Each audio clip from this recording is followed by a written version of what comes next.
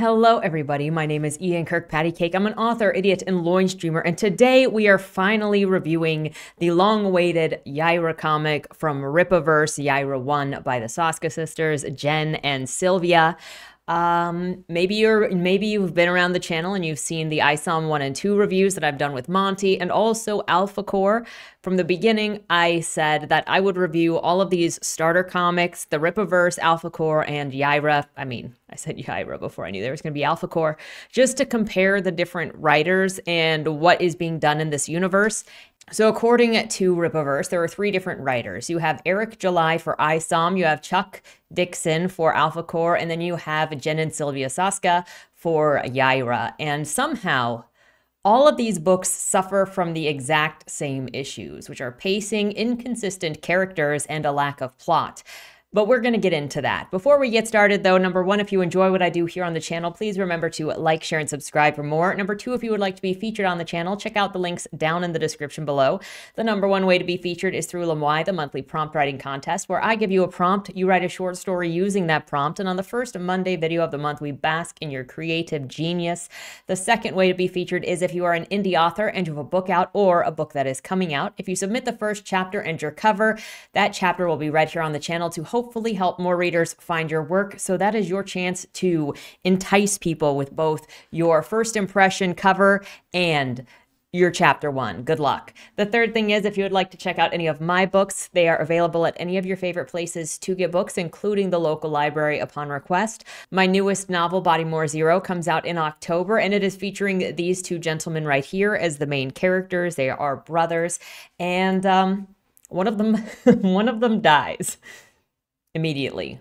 That's not a plot twist. That is the inciting incident. So keep your eyes peeled for the arc of that. I love the story and I'm so excited to share it. I hope other people love it as well. And I'm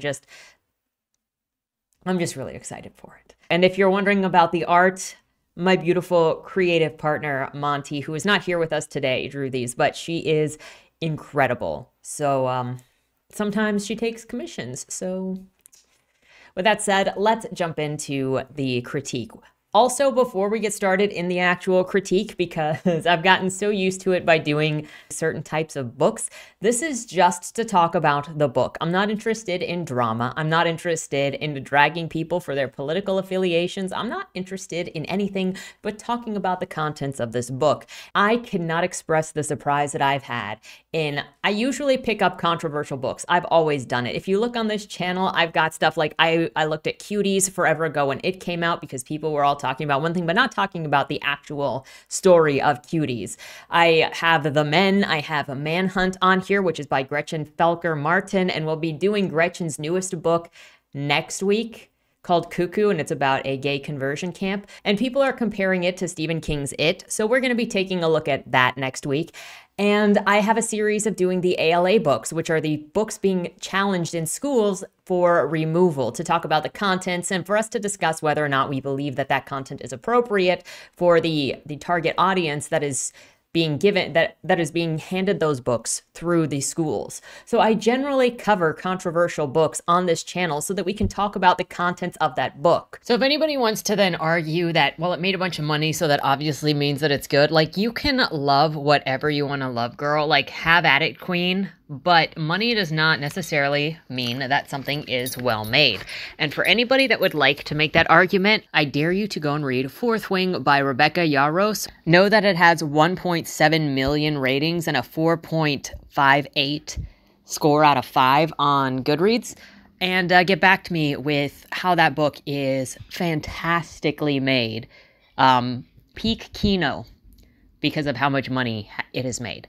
With that being said, I have been attacked personally more by people who align themselves with Eric July and Shad Brooks and Critical Drinker and Harmful Opinions, more so than anybody with any of the ALA books that have to do with sexuality, identity, race, and those controversial issues. If you're here to insult, I'm sorry that you've made this your political zone, but I'm here to talk about the book. So I hope that you can actually engage with the discussion of the book and the construction of the story. Otherwise, the opinions are generally useless. So I just want to put that out there and say, hope you can behave yourself, because Man, have I gotten jaded about the political people involved in pretty much everything. With that said, let's get into the book review. The comic opens up with the infamous car scene between Avery and Yaira that's happened in Iceland 1, alphacore 1, the live-action commercial, and also the animated thing that was done. It shows up in everything. I am waiting for the 20 to 30 page car sub-story magazine that will be released with the next big release from Rippaverse. Please, make it happen. Have a little bit of fun. Anyway, Yaira yells at Avery not to follow her before flying off. She is, however, chased down by alphacore and told that no one is above the law. I'm pretty sure that she is actually above the law because she keeps getting away and pioning everybody here, and the cops can't stop her from coming. We learned that in Iceland 1. After a bit of a toss around with alphacore, she gets yeeted into the atmosphere in space, and they continue the fight there. Just as the leader of alphacore, Sylvia, says, "Hold your breath," he and some of the others on the team still speak and try to fight this woman instead of getting back to Earth. I don't know how they made it through the atmosphere, but we're going to find out, at least through observation, that all of the accepts in this are pretty much indestructible, and that's a shared commonality between them all. Yaira then says if Sylvia keeps following her like this, then she's gonna think that he likes her, and then she kisses him. Fade out from this scene. I don't know how it ends or why they got away or how they got away from each other, if she kind of just left them in space after kissing Sylvia and just did her own thing and then they all went down because they got out of space. I don't know. It seems like a very common thing in all of these books that they get into bad situations and they don't know how to end the scene. So they just kind of scene skip through it so that there's no need to slow exit out of it. And that just looks like bad writing to me. From fading out of space, then we're in some room with a bunch of random thugs watching the news as it says Sylvia has never been able to beat Yaira. The last time he was in a standoff with her, it was when he fought her alone and they pretty much had a draw. And now somehow he's lost despite him outnumbering her with teammates. No idea why he lost or how she got more powerful than last time in order to let him lose, but listen and believe, she is now more powerful and Sylvia is a loser that I'm pretty sure all of the news media is just laughing at. Because they think it's funny. I think Florence Spark really just hates superheroes, and they mock them like they're just celebrities, like Kim Kardashian, and making fools of themselves. I'm pretty sure that the news media would also just think that the accepts are more funny if they also weren't destroying the city at the same time as being completely incompetent. So Sylvia declares that he will beat Yaira this time. He is not going to lose. Meanwhile, the newscasters continue to laugh at him for being beat by her. Quote, "As big of a fan of Sylvia as we are, he's yet to actually defeat Yaira at this point." They could have been slightly more, encouraging if they wanted somebody to stop others from destroying the town. But at this point, I don't really know. So we're going to get an idea later as to maybe why Florence Spark doesn't want Yaira there, which is she destroys an oil field, which, might wreck the economy of independent Texas a little bit. So that's a worthy reason to kick her out of Texas. But if so, do they not have National Guards and soldiers of some kind that are also accepts so that they can keep other accepts out? I can't imagine that Texas is the only state that has accepts. And if the rest of the United States, non-independent Texas, has accepts, then Texas must have superpowered people as a part of their military who are better than alphacore. So then how is that military not being used to keep Yaira out, knowing that Yaira just keeps coming back? Because the state of Texas is not just Florence Spark. So she cannot possibly only be destroying Florence Spark, right? There are so many more things going on that are not being considered in the setup of this story. And literally, if she is such a problem that the police chief was like, oh my gosh, she has come back, and then the first time we see her in her own comic, she's destroying an oil field, I would consider that a national security of independent Texas, wouldn't you? I mean, let me know if I'm overthinking that. But it feels like the history that she has with Texas should have been thought about a little bit more to determine how the entire state operates with her and would respond to her. Because I don't know if she would be able to get to Florence Spark like she does if she's that much of a threat to the Texas economy. And I also don't know if she wants to actually live there, because we'll get to the second half of this book where she says she loves Texas because it feels like home. She likes how tough it is. So then why is she constantly destroying it instead of just trying to fit in? Because it looks like the bounty hunters that were also, I know I'm getting way ahead of myself as the questions keep flooding into my mind. She's being chased by intergalactic bounty hunters that only find her just in this piece. So maybe she should have been trying to blend in better.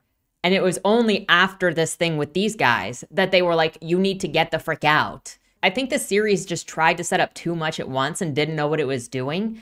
And now it has to try to put it all in order, but it's not in order at all. Anyway, we'll get there. So we're in a room with a bunch of random thugs that are watching the news that says Solari hasn't beaten Yaira. Solari swears that he will bring her to justice for real this time. Switch to the podium scene where Lincoln What's-His-Name, the owner of the Projexis Corporation, is at a podium introducing Sally Rodell, a biologist and archaeologist. She's asked for comment and tells everyone that they must adapt or die. It is the way of the world. We're going to get into some major character questions here in a second that are also going to break in the second half of this book, but bear with me. She talks about how the only creatures of history who have survived to the next generation are the ones who adapt and triumph over hardship and struggle. The rest become a part of a forgotten history. She says the fact that she is here alive now, standing among them, is proof that she survived to struggle. Now, this really doesn't work with the character that's revealed in the second half of the book with her dying family and how she couldn't stand to be around her family as they die and age like humans. So she abandoned them all, and she is looking to expand human longevity so that she doesn't have to watch her ancestors die anymore. But that really doesn't come into anything. Also, there's a big question about the ancestry, and excuse my ignorance because I'm sure that that's what it's going to come down to. But she landed in Iceland, we find out. Again, sorry for jumping around in the plot here, but I have to ask these questions before I forget them.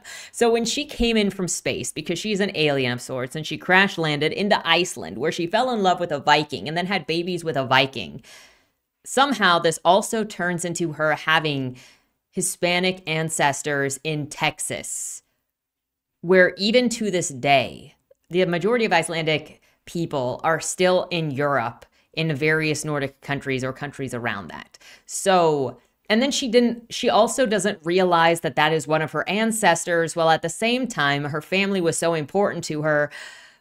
There are just a lot of questions about how this is laid out, how the genealogy is laid out, how the spread of her people is laid out, and the fact that she doesn't recognize somebody with her powers may be related to her or her family or her home planet where she comes from, if that makes sense. We'll get there. But let me know if you've read this. Let me know your thoughts on it. So her statement about how she's still alive, she struggled, survived. I wonder if that was only put in here because it was put in the commercial or the ad, and so it couldn't be changed. So it needed to be forced into the comic, whether it made sense or not, because you couldn't have a difference between the commercial or this, or if this came first and then the commercial put it in, which if this came first and then the commercial used it, learn what revision is. Also, I think that people should probably take that statement as she is obviously built different. There are definitely different ways that it could be taken, but she is not being subtle at all. So she heads to the lab with the company of her new job, and this one guy named Jerry goes, "An archaeologist? That's a bit archaic, isn't it?" And one of the other characters responds with, "She's well studied, Jerry, but if you want to question her credentials, be my guest." So I have to ask, one, is this dude saying the entire discipline of archaeology is so archaic it shouldn't be done anymore, that it's unnecessary? Otherwise, what does he mean by, oh, archaeology? Ugh, isn't that archaic? What is the implication there? Number two, that response is not even to his statement. It doesn't actually respond to what he's actually said. A better thing to be said here would have been, she doesn't look like any archaeologist I've ever met. Because then it's not, one, insulting archaeology, and two, can actually be answered with, if you doubt her credentials, then go ahead and check it. So there's that. Sally is then talking to Lincoln about creating a world without disease, health deterioration, and lengthening human life, so superhumans, and Sally says, quote, "Life is a delicate thing. It's created with a certain balance. Do not fear improving one aspect will destabilize design." More questions on this one. Why is this statement a question? Because there was a question mark in the comic. Two, is she not confident in the reason that she is there, which is believing that she can create a stronger humankind? Three, this should sort of suggest what it is she's trying to accomplish there, which if it goes to her wanting to elongate the lives of her ancestors, then she should be a little more confident, a little more sturdy, and this is what I'm doing and I'm going to use your resources to do it, but she's not. And instead, it's being related to a survival of the fittest, which she doesn't even get correct. We're going to get in a second here. She misquotes that as well. The next thing said by Lincoln is, quote, "A very keen observation, Dr. Rodell. I recall what happened to Icarus when he flew too close to the sun. But where would we be if men dared not fly?" And Sally says, "Indeed, the struggle to survive beyond all odds is what it means to be human." We're going to get into some issues here where this book just keeps trying to sound smart, but what it's saying doesn't actually connect with what it's doing, and the characters are not actually talking to each other. What do these two things have in common? Icarus flew too close to the sun, not in a need to push the limits of survival or to survive against all odds. It was arrogance and pride. You needed Sally saying something along the lines of how she must push human limits at the cost of upsetting the balance because it's worth the payoff of becoming immortal, isn't it? And then he can bring up the possible costs of going too far, of being too proud, of stepping too hard on non-solid ground, or getting too close to the sun that your wings melt. When you're pushing the limits of humanity because you can, it's not about survival against all odds. It's about trying to become immortal. These are two very different conversations to be had, which then leads me to question why Sally is there. You don't have to answer this immediately, and the book may eventually sort of suggest what she's wanting, but it also never says this outright. This is me kind of filling in the blanks of who she is later with what this is doing. But the reader should see her motivation behind what she is doing in the way that she talks. And if she's there to find more ways to become superhuman, to improve herself, to improve her family, to do something, because does she care about these other people or does she care about herself? Does she want to make herself more powerful, or is she doing this altruistically out of the interest for her family line? We don't know. But instead, we get this feeling as she talks that she is a eugenicist. And so she is pushing the limits so that she can be better. And she thinks that you need to become the top predator at any costs in order to survive. That's what it feels like, but that's not actually what's going on. Adapt or die is not part of struggling against all odds for survival. If she wants to improve herself, possibly at the expense of others, then show it as her goal in the way that she talks. You can keep her being, kind of manipulative, kind of passive, kind of not totally being on it, because you don't have to be on the nose with her. You can keep it as a secret for her manipulating other people. But the manipulation promises an equal payoff of us seeing her pursue her goals at all costs. And to have it, you need to have it show through her conversations how she plans to use these people.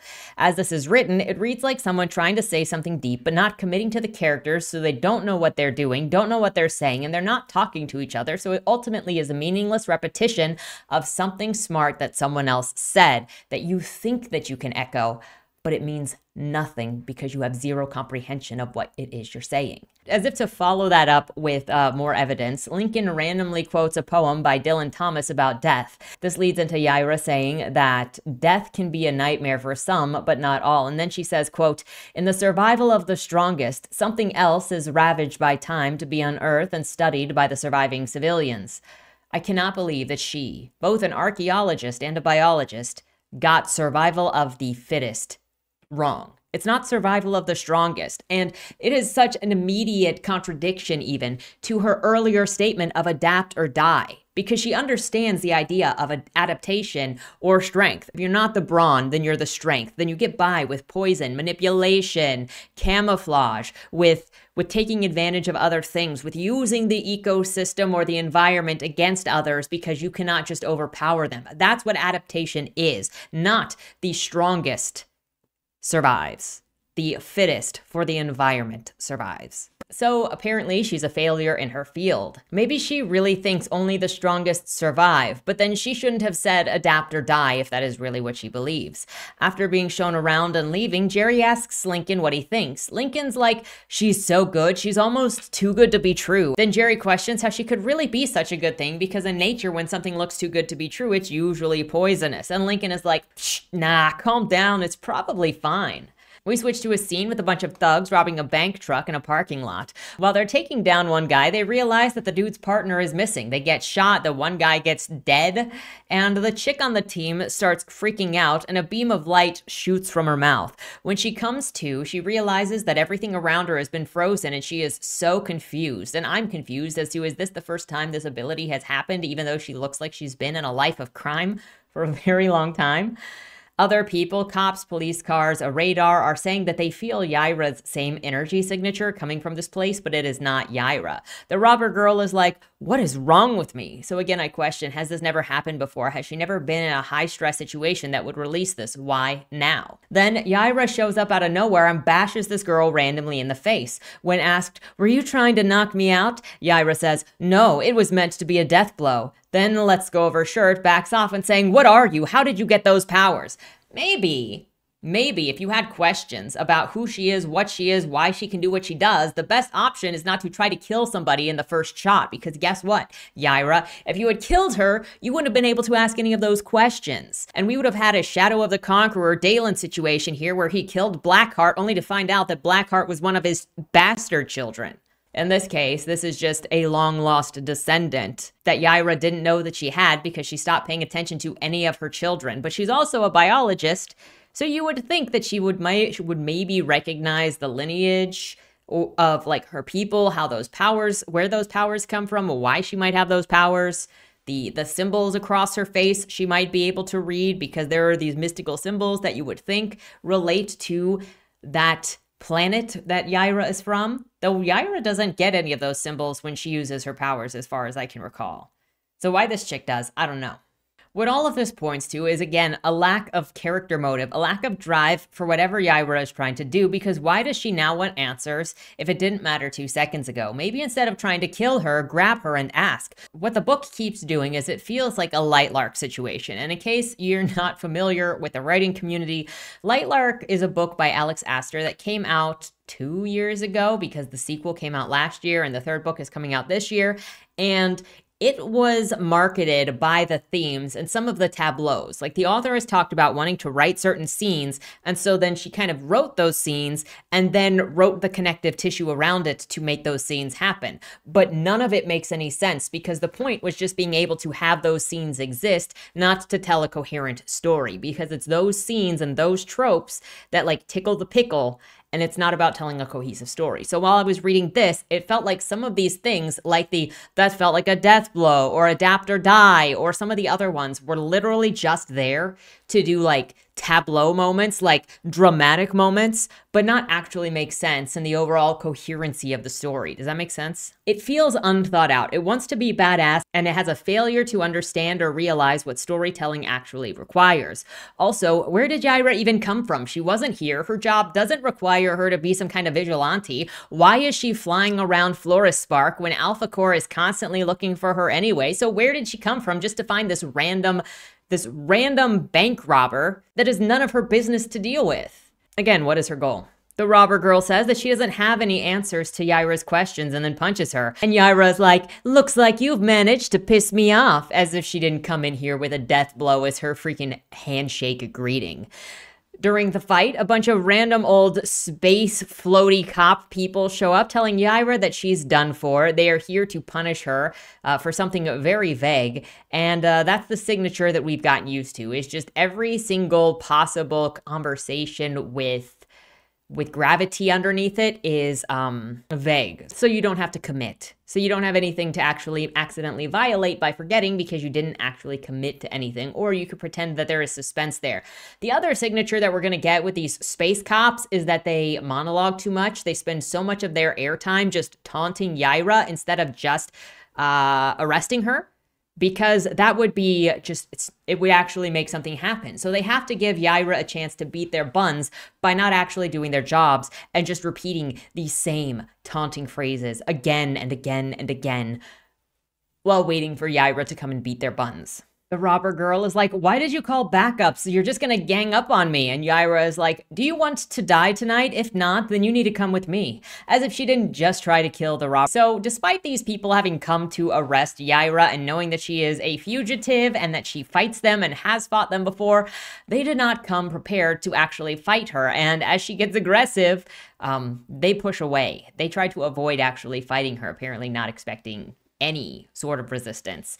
You'd think that they'd bring some cuffs or something for this arrest and act more aggressively, knowing that she'd fight back. She also uses her ice powers against them and is somehow surprised when they don't work, as if they're not all from the same place, with the same powers to some extent. They're like, lol, you think that those would work on us? This planet is so hot, it's uninhabitable. How does she not know this and it needs to be explained? That comes across as writing that is done for the reader, but it undermines the relationship between these people. And it also makes Yaira look stupid, which maybe she is, but she is at least a biologist and an archaeologist and an alien that's hundreds of years old. So like, how does she not know that her powers do not affect other people from her planet? Again, you need to put in like a couple seconds of thought to understand, to just establish the relationship between these characters when you're writing them so that their interactions make sense. But it doesn't feel like even that was done in the writing room. The arresting dude gets mad that it looks like Yaira is getting away. I don't know. He jumps in with a damn you for distracting us, Yaira. Bro, she's a fugitive. She's been trying to not run into you, to get away from you, to hide from you for how long? It is your job to stay on duty and to, you know, slap some cuffs on her if you've caught her, not just stand around, monologue, and then wait for her to go get away and then go damn you. The monster creature that is with them, which is like some kind of bug alien thing, is like, hee hee hee hee hee, I never forget my prey when I see it. I'll hunt her even harder now. It seems like they've done this hunting thing before, and it's pure cope that they're saying, oh, she's not gonna get away this time. How many times have you told yourself that, Bug Daddy? Anyway, it just felt really stupid. It's a way to get out of there being consequences for anything and to introduce random drama that eats a couple of pages for no reason other than apparently this book has no focus, so they need to fill pages so that it gets to 106 pages of a full copy, even though there is actually no plot here. So as she gets away, it also takes the opportunity for a little more Texas fetishization, as Yaira comments on how great Texas is. Nothing wrong with liking Texas, by the way. It's just a stereotype of fetishizing Texas, which also we saw in Ben Shapiro's book. Just, it's okay.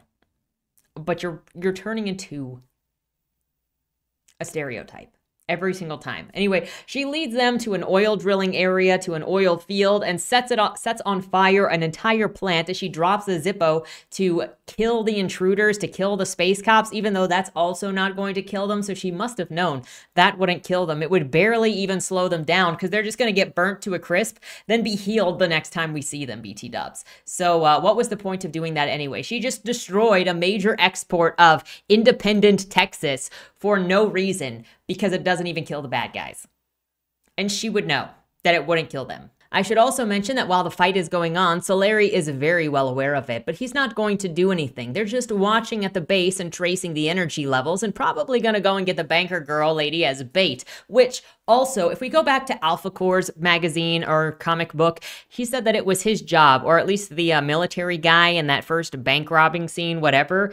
That guy said that it was Solari's job to deal with excepts and anything that has to do with excepts. And then here you are with his except flying around that then goes over there and destroys an oil field, and Solari is nowhere to be found. When is alphacore going to be defunded? Because clearly at this point they're the laughingstock, they're useless, and they just get in the way of the Texas Rangers. So switch over to a retirement home where they're watching the news dunk on Ingrid from alphacore again, saying that she is a failure who is one of the more recent members of alphacore and was under the recommendation of Braxwell, Mr. Helmet Guy, and is not living up to the promises of her hiring. So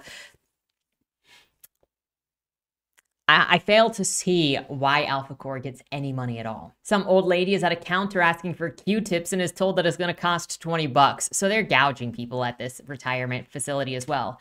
Yaira comes in and walks right up to this old woman who calls her El Dios Femenino for no reason. We have no background on how these people know each other, why Yaira came here. She just sort of showed up here after that last fight in the oil field, and we don't know what their backgrounds are if they have that.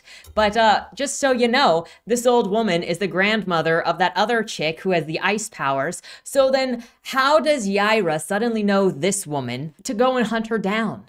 If she knows this woman, then she has to have known who that bank robber chick was. So then trying to death blow her and then being like, who are you, makes no sense. Like, what is the relationship? How did we get here?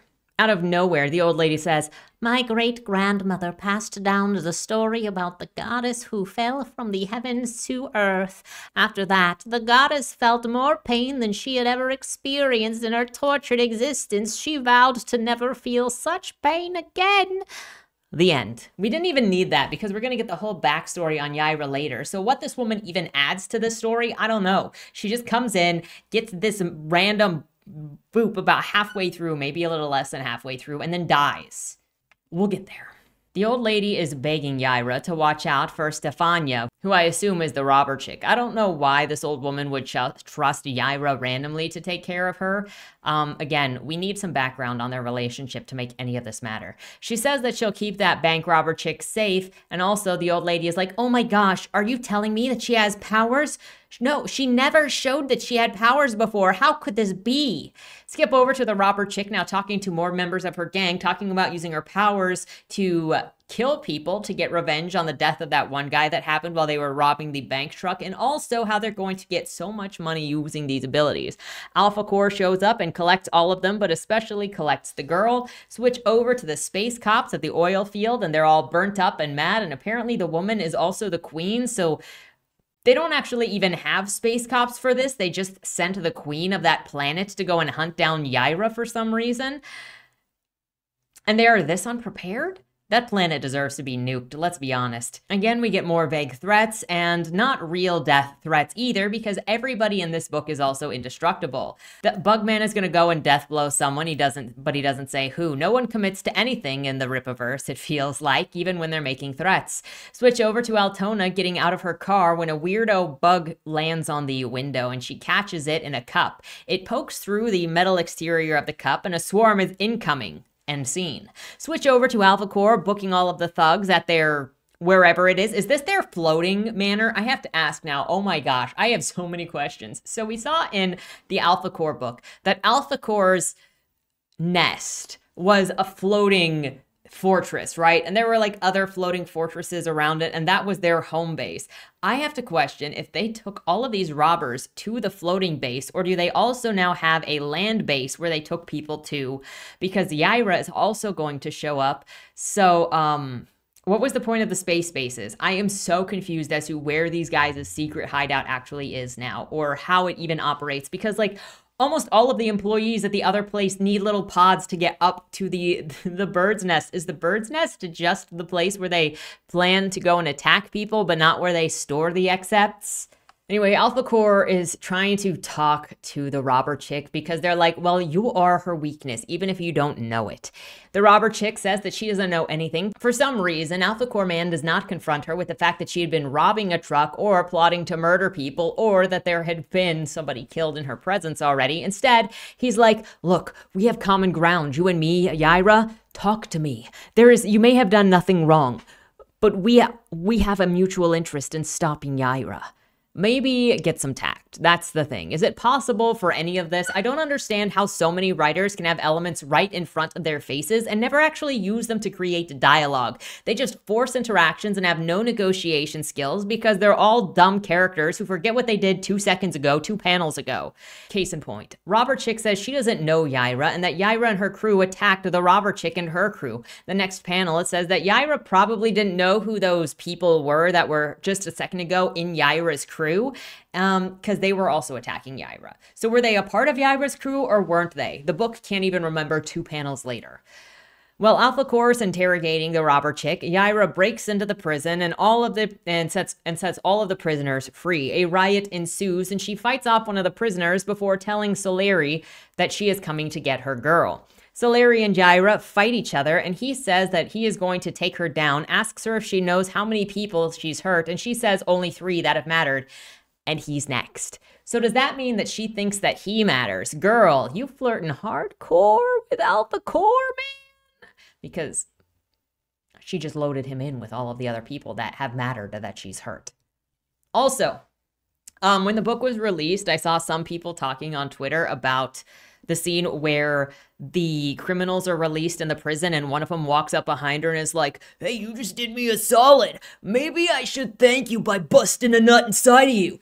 And a lot of people were like, I can't believe that she hit him. That is feminist garbage. Okay. So apparently a threat from a convict, which is an implied threat because it's prison, hasn't seen a woman in a while, is walking up to her saying, "I'm going to do this to you."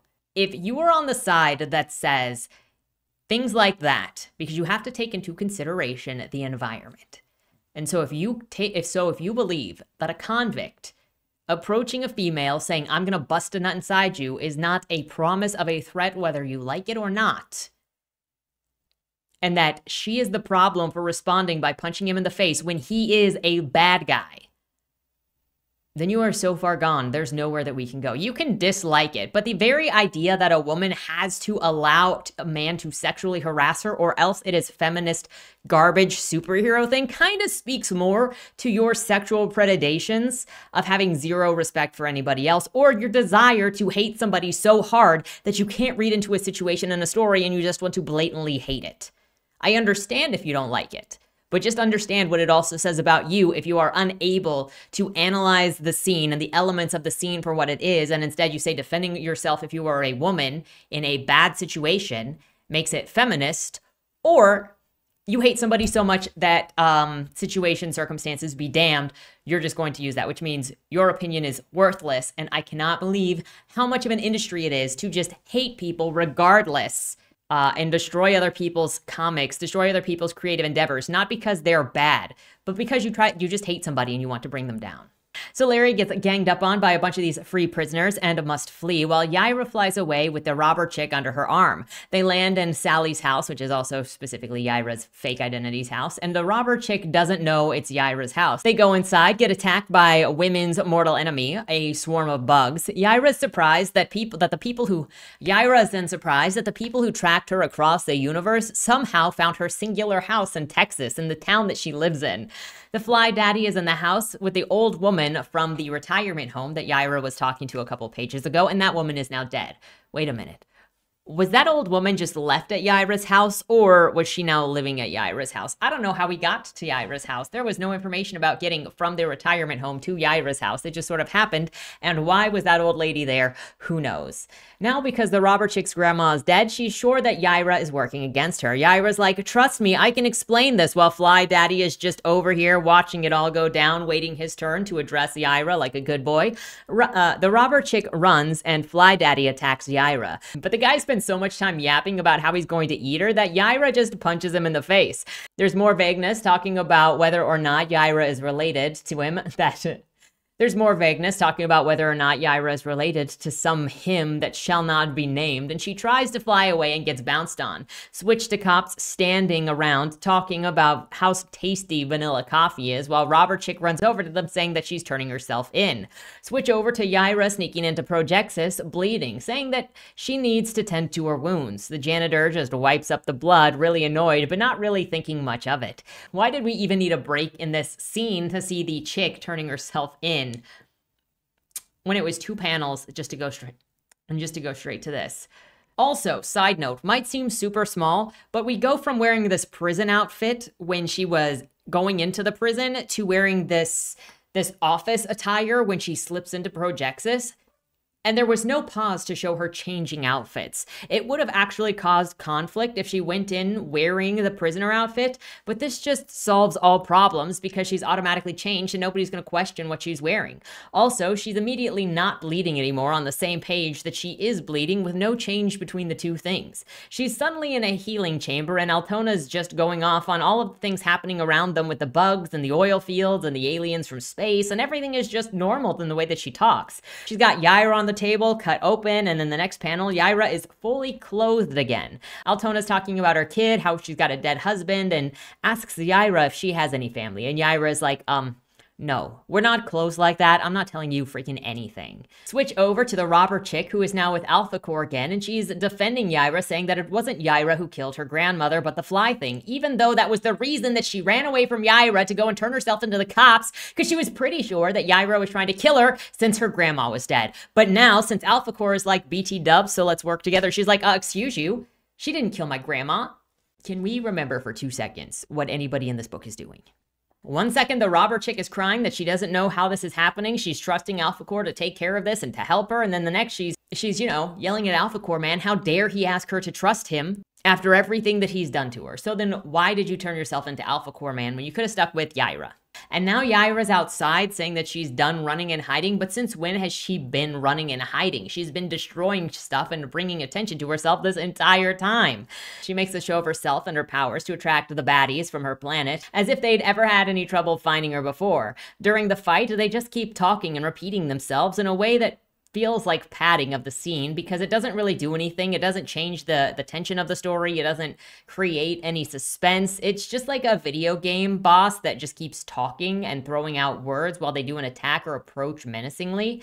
Also, the bug guy beat Yaira easily earlier, but now he is struggling to beat her for no apparent reason. Alphacore man eventually jumps on Alien Lady Queen and tells the robber chick not to go with Yaira because she can't be trusted. Cut scene, because why would we even have a proper ending to any scene whatsoever, especially one with action so you know how people got away? Nope, we're just gonna cut it. And the cutaway takes us to Yaira and the robber chick being at Projexis with Altona, and she's concerned about Yaira's physical condition.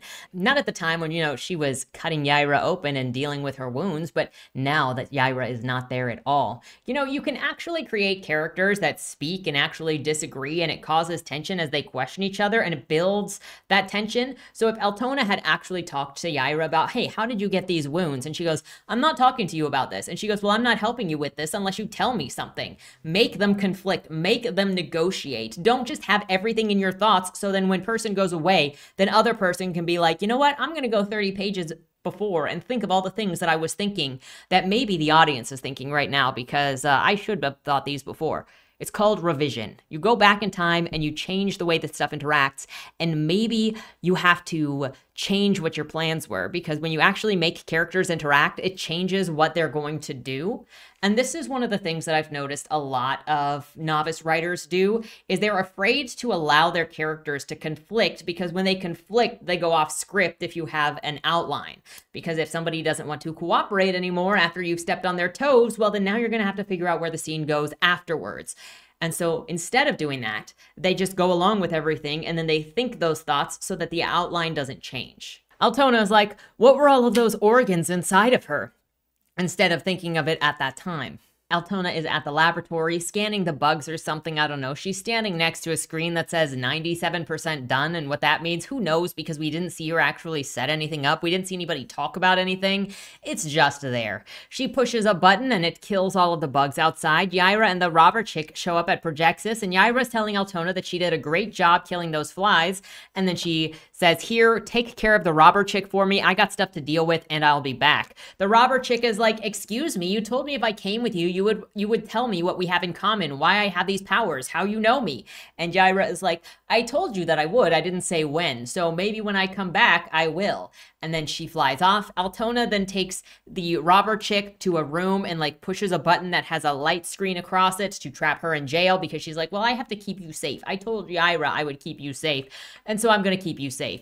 Apparently, we also have had the reveal between Altona and Yaira that Sally and Yaira are the same people, but Altona didn't show didn't show seeing that, hasn't shown surprise, and also just trusts that Yaira and Sally are the same person, that she's a good person. So we got none of that, but also she is a new employee here, but also,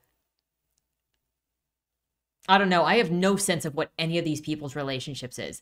Did Altona know Yaira before she got there, which is why she was being so sassy with Jerry? Or did Altona only just meet Yaira? I don't know.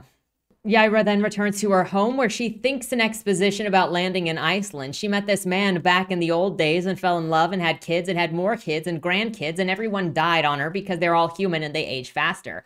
But she couldn't take the heartache anymore of burying her loved ones, so she left her ancestors to go and live on her own. That's her thing.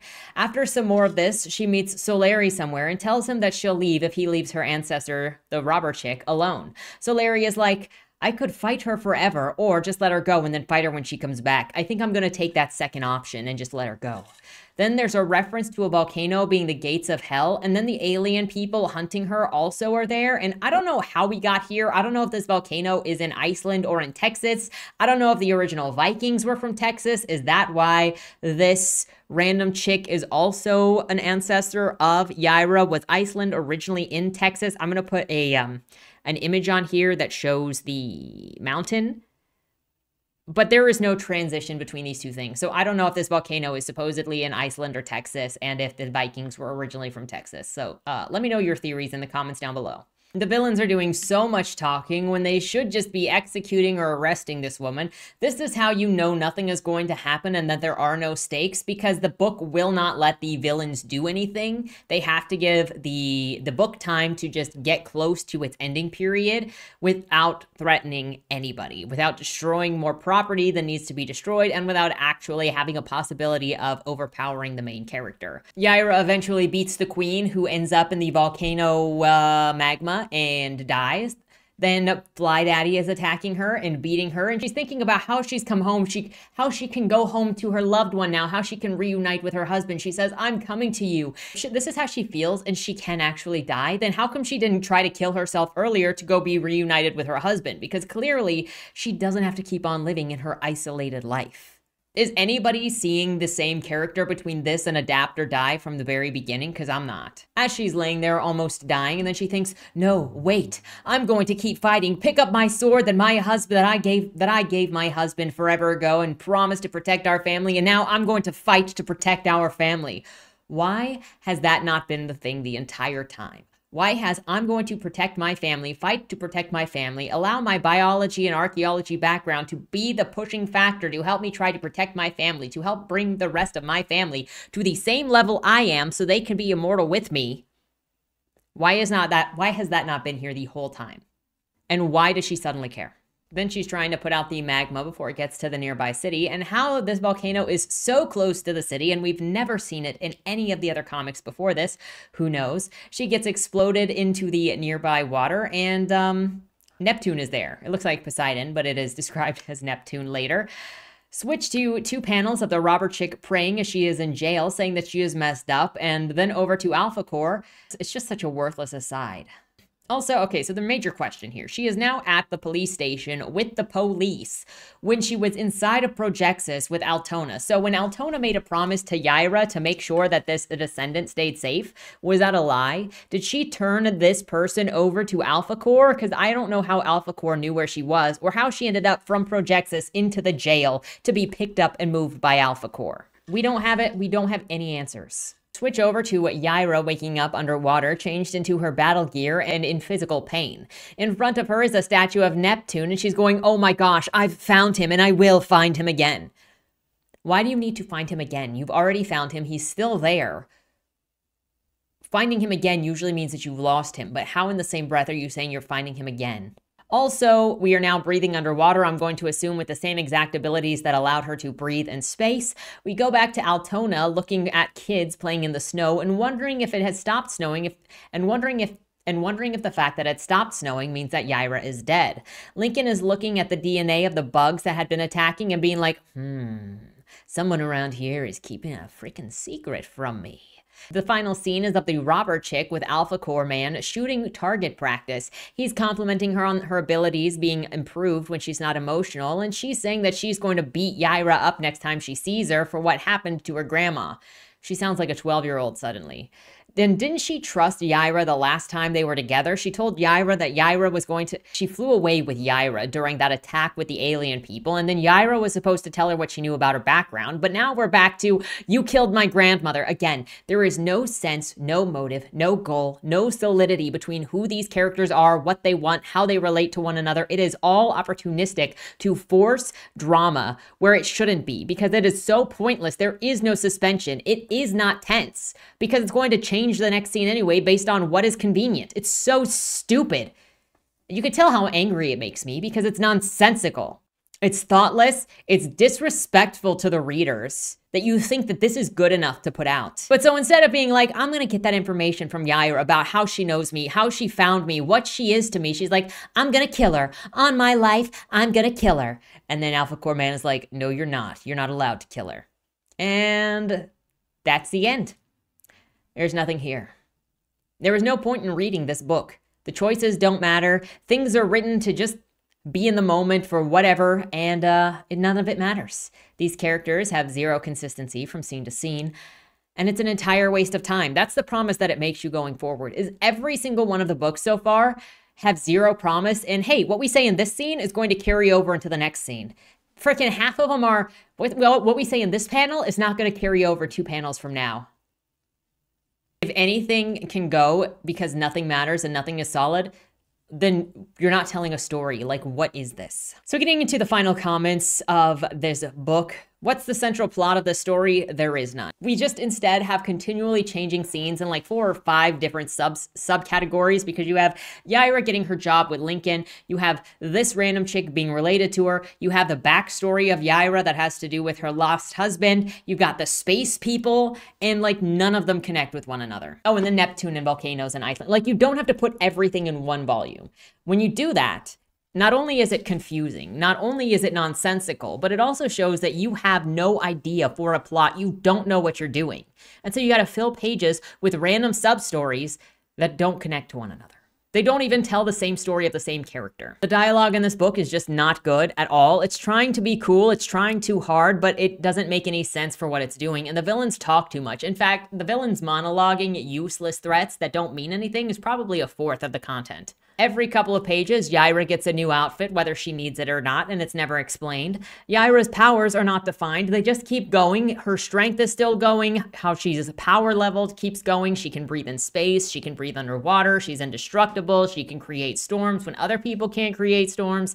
The bug guy beat her, and then he didn't. Doesn't matter. The biggest issue overall for this, though, is it's about Yaira as a person. But she has zero character consistency. If her max suffering has to do with her family dying due to being human, then I can see the desire to change human genetics to make them live longer. However, this would also require her to keep track of her family and not abandon them, as she admits she does in the later half of the book. But she does just that. Who she is in the second half of the book is different than who she is introduced as. Adapt or die makes no sense, because that's not what she believes or cares about. She doesn't care about survival of the strongest. She cares about ancestry in her family and not being isolated.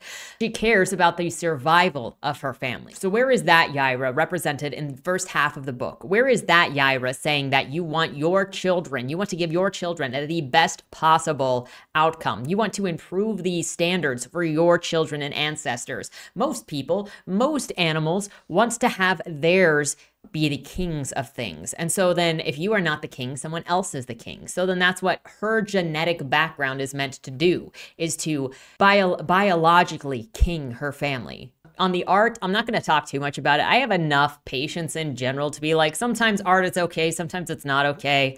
The art in this is just not attractive to me, and it's not very consistent, but I don't really care. I do want to mention one, there was an opening page of Yaira that looked very, very different, like a completely different character based on disposition alone. Here are these two, and I would like to ask you in the comments, of these two characters, of these two versions of Yaira, the badass woman right here on the one side or the soft-looking woman on the other side, which of these two would you rather see a book about? Because the soft-looking one looks more interesting to me. However, I also have to point out her hand. Now, I accept that I might not be the audience for this because I have never been one for superhero books, but I wish that at least one of these comics would have focused on introducing the bare minimum, just the character and a basic idea of what they care about before getting into any of these larger plots. But it doesn't seem like any of these books actually have enough understanding of who they are about to write the story introducing who they are. And instead, we get 5 mini stories. None of them make sense. Freaking Yaira 1 could have literally just been about Yaira and her relationship with alphacore, and then finding her daughter, and then set up the alien things for the next time. With that said, so when I started this with Monty, 2 years ago, whatever, with Iceland 1, I said I was going to read the full 3-episode arc of Iceland to try to get a full picture of what it was trying to set up as its introductory arc, alphacore and Yaira. I'm not going to be reading any more of these because after reading 3 different authors, well, technically 4 because there are 2 on this book, after reading 3 different stories by different people and all of them having the same issue, it's clear to me that nobody cares. I gave each of these a chance to prove to me that they care about the work, but they don't. To prove to me that either somebody cares about the work or that they're bringing people on who know what they're doing, or they're bringing people on who at least care to try. But it doesn't feel that way. Honestly, it doesn't feel like anyone is even interested. And on top of that, and this goes back to the message I said at the beginning of the review, it doesn't feel like anybody is actually interested in talking about the stupid books. Is every single time these books have just been about either insulting the authors or insulting people who don't like the books, and not about actually talking about the characters, the craft, the story being told, any of that. And the point of book reviews is to talk about the ideas in the stories. I do a lot of different stories on this channel, and they are all to bring forward conversation or discussion of the craft. And in this book and in the other books in the Iceland universe that I've read so far in the rippaverse universe, none of them have any understanding of pacing, character, motive, drive, building a plot. They can't even tell you what the stupid plots are because there are so many different startups in every single story. And then when it comes to talking about the books, it feels like it's a useless endeavor to even do this because it's just going to be people insulting those who don't like the book for political reasons, or it's going to be people insulting the author for political reasons. I don't know what this is, but it does not, to me, who is outside of this fandom, who is outside of this group of people, it doesn't feel like any of this is driven by a love or desire for art, for the comics, for the industry, for any of it. It feels like an extension of internet blood sports that has just moved into another subcategory. And it's the reason why a couple of years ago I did a video saying I hate politics, get them out of the arts, because this is what happens. It destroys the discussion and turns it into a team sport. Additionally, this is just a stupid, bad book by a company that exists to produce. There are lots of people in the writing space, the writing community, who are grifters that just produce freaking garbage. Look at 20 to 50K. They only care about putting out carbon copy, barely thought through genre fiction that doesn't freaking matter because they just want to maximize their gig work income. I don't like them. I don't like the business practice, and I don't think that it's respectful to the art form of storytelling or the receivers of the comic. You can think that that is elitist. You can think that that is cringe. I don't really care. I also am not going to be a part of anything that's not about storytelling if I know better. When stalking and politics are involved, and this has devolved into stalking of the author, I'm not interested. If I have to consider what authors say outside of their work in order to talk about their books, I'm not interested. I'm going to talk about it on the merits of what is produced, because that's also what I would prefer my work to be graded by. As an outsider to this community, that is the comics gate or anything adjacent, I can't say anything special to this author or this company. It just makes me think of how Meg Lor went. And again, if you are from the comic community and you don't know who Meg Lor is, she was a big speaker in the author part of the writing community some years ago. And she built her reputation and her following on being an industry professional, on being somebody with industry experience. And then she eventually released her book, and everybody was very disappointed in how poorly written it was, the tropes, the story didn't make sense. I mean, it was freaking in space with a circus and a death tournament and dragons and discrimination against cyborgs, and it was just a lot going on. And it was a romance with a threesome as the main goal, and so it just made a lot of people unhappy with what it was and think that she was a liar for what she was. And because she built her reputation on being an industry person, a lot of people had higher expectations for her product. And I feel like this is a similar thing where he built his reputation on competing with Marvel and DC and taking down Marvel and DC. So certain people had an idea and expectation of the quality of what he was going to do, but it was also a first endeavor. So it's really a novice getting into a new thing, or a gig worker who doesn't freaking care. It's just seeing an opportunity in the market to try to take advantage of, to try to capitalize on. And he used all of the right buzzwords to market it instead of going to actual creatives. And this is where we are. So the response to him has been harsher because of how he sold himself, as opposed to being like, I'm new, I'm trying this out, I'm trying to be a good writer, and I might fumble, but here we are, which may have gotten him more grace. I don't know. That's just what I see from the outside. And the thing that goes along with that is, as I look at the people that are in the writing or creative community just to take advantage, whether it's the 20 to 50K people, whether it's the AI people, whether it's the self-entitled indie writers who think that they deserve by default your time, your money, your good opinions, because there are a lot of them. They take your money and don't respect what they give you in return. So I want to go back to the moment when Yaira was at the jail with all of the excepts. And so here is an image of Yaira in the jail with all of the excepts fighting around her. And what this has made me think is, how many excepts are there really, and where do they come from? Obviously, this is only the 4th book in this universe, so we're not necessarily going to have this. But at the moment, I'm now thinking, why are there so many normies in all of the other books when clearly there are so many of these creatures that they have filled up this jail? Like, this is a high population of excepts. And are these in this jail from across all of Texas or only from Florence Spark? And if this is Florence Spark, then I would imagine that there would be far more excepts in general that are not part of alphacore and are just like Avery or just like the guy that works for Darren. Like, so there should be a lot of them. But it kind of acts like they're more rare because you don't just see them in the streets. So either majority of them are villains, or there just aren't that many of them and they're all villains. I'm not really sure how to take this, but the way that it's presented, you've got like Yaira has to be an alien for it to happen, but then are all of these other people aliens for it to happen? But Avery doesn't know anything about it, and that other person doesn't know anything about it, and obviously they're going to have a different directions for coming. But I'm just so confused by this scene that is full of them. And wasn't it in alphacore where the one guy started developing his abilities and he said that he didn't want to develop them because he'd be forced to turn into something if he did? I'm wondering how common it is for people to have accept abilities. And does everybody have accept abilities that they can develop or not develop? Is that just, I don't know.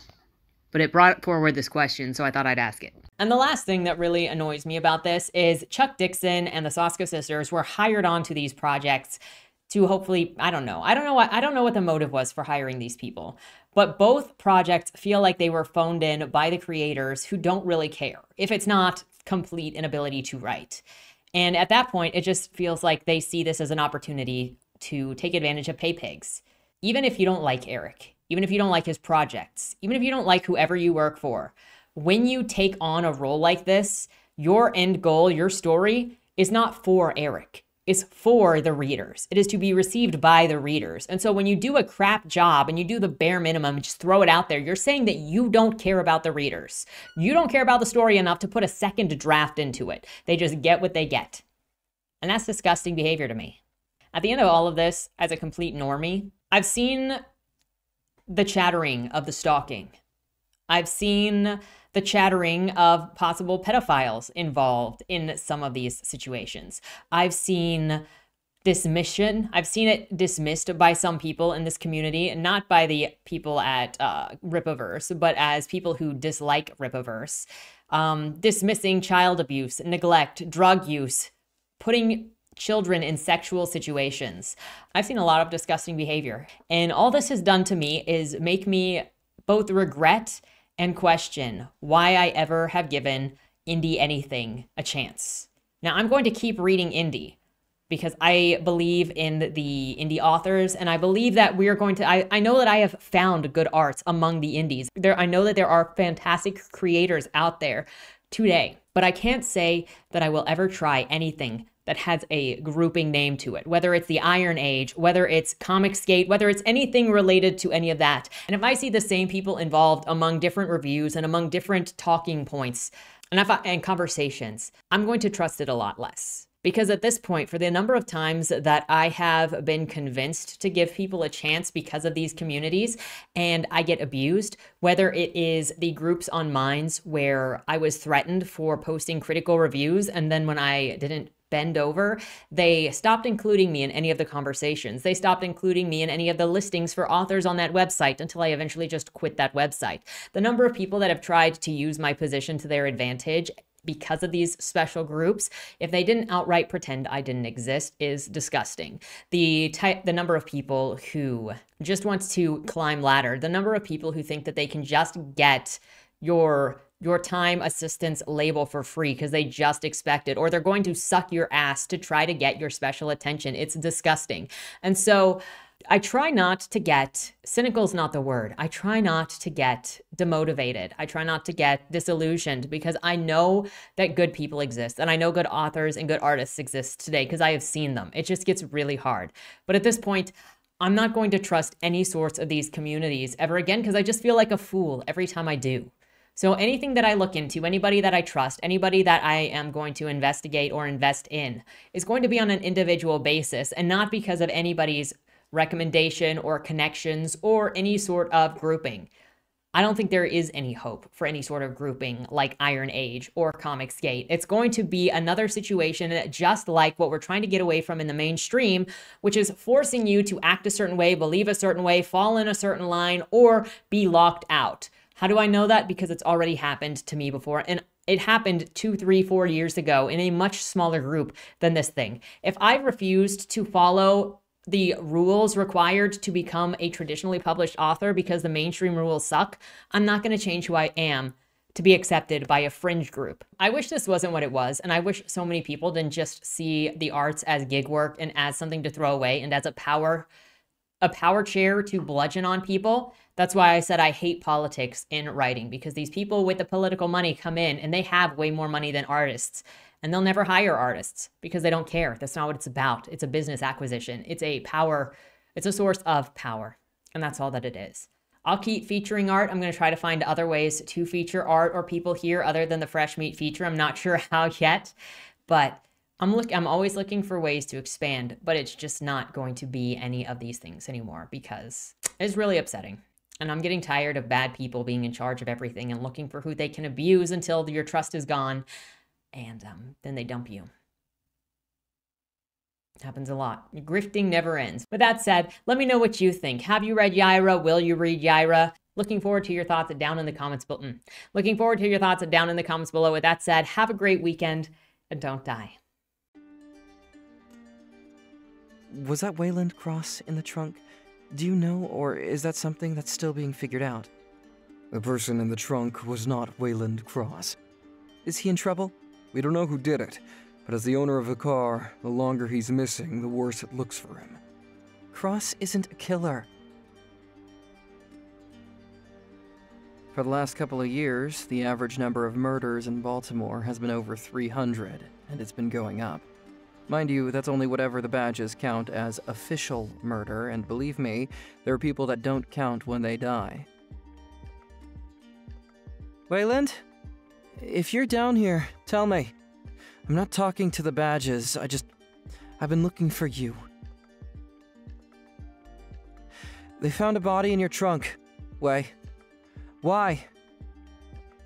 Did you do that? To the left, plain black letters read along the wall. You walked in the corridor. Once that ends, you chose the dark is on the right. My vision goes blurry. Flickers black and black and black for longer intervals until I can't see anything at all. I'm not screaming anymore, but my voice echoes back to me. Where the hell am I? You're dead, Josephine. Even smart people do stupid shit sometimes, right?